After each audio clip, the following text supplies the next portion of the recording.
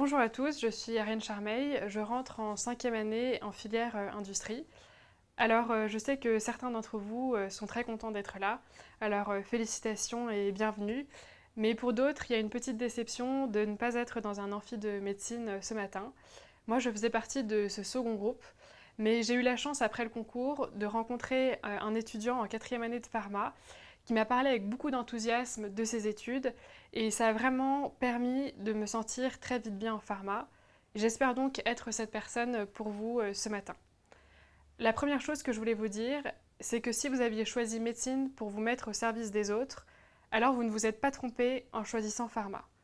Je pourrais vous parler de ce pharmacien, Pierre Potier, qui a inventé un anticancéreux célèbre, le docétaxel, mais beaucoup plus près de vous, dans cette faculté, un de vos professeurs, qui est pharmacien hospitalier, a été appelé la nuit du 13 novembre 2015 pour gérer l'approvisionnement des médicaments au Bataclan.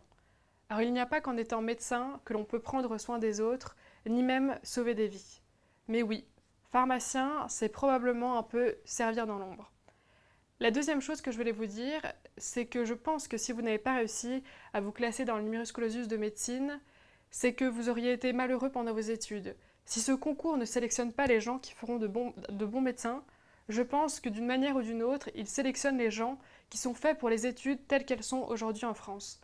Et je peux vous dire que 4 ans après, mes amis de médecine se plaignent beaucoup plus de leurs études et de leur mode de vie que mes amis de pharma. Ce que j'ai vraiment envie de vous dire ce matin, c'est donnez-vous la chance de vous plaire en pharma.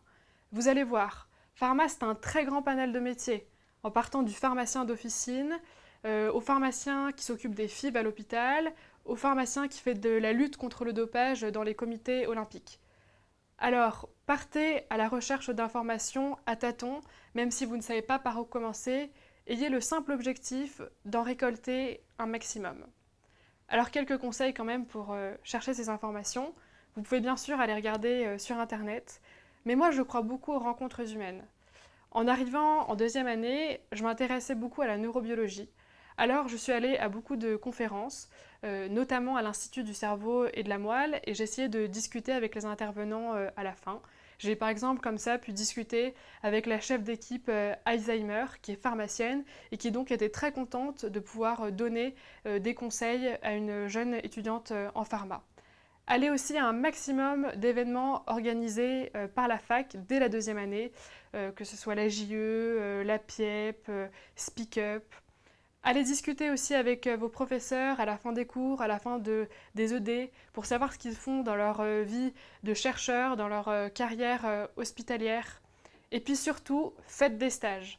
Les 2 premières années, l'été, j'ai fait mes stages à la fac. La première année, dans une équipe qui travaille sur le cancer du foie et sur l'interaction des protéines et des microtubules. Et la 2e année, dans une équipe qui étudie le virus Epstein-Barr. Et donc j'ai appris à faire des western blots, des immunofluorescences, à utiliser un microscope confocal.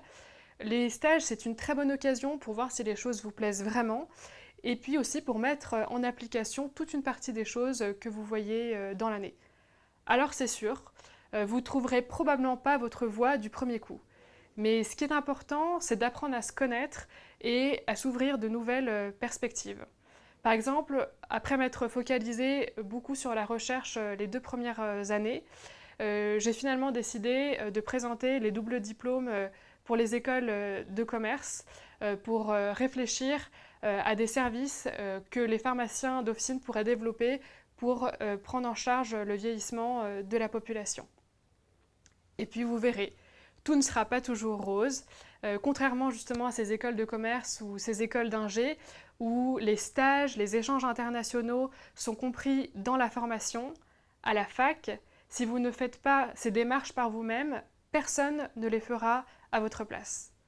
Vous serez aussi parfois un peu révolté par le manque de moyens financiers dont nous souffrons à la fac, et vous verrez que dans ces amphis, l'hiver, il fait parfois froid, très très froid.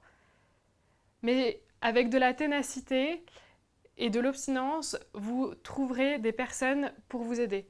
J'ai par exemple demandé il y a 2 ans à une de mes professeurs de simplement venir voir comment ça se passait dans son service à l'hôpital et elle m'a finalement organisé une super semaine de stage où je suis passée dans différents services où il y avait des pharmaciens, en hémato, en FIV, en bactériologie, en stérilisation.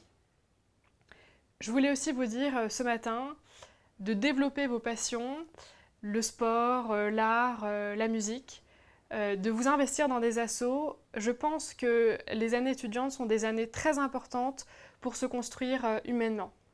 Faites vivre la fac. Comme vous l'avez vu, la fac est un peu isolée, mais je pense que c'est l'opportunité pour nous de construire une vraie vie de campus. Alors devenez membre d'asso, devenez délégué, devenez élu, vous recevrez et vous apprendrez beaucoup.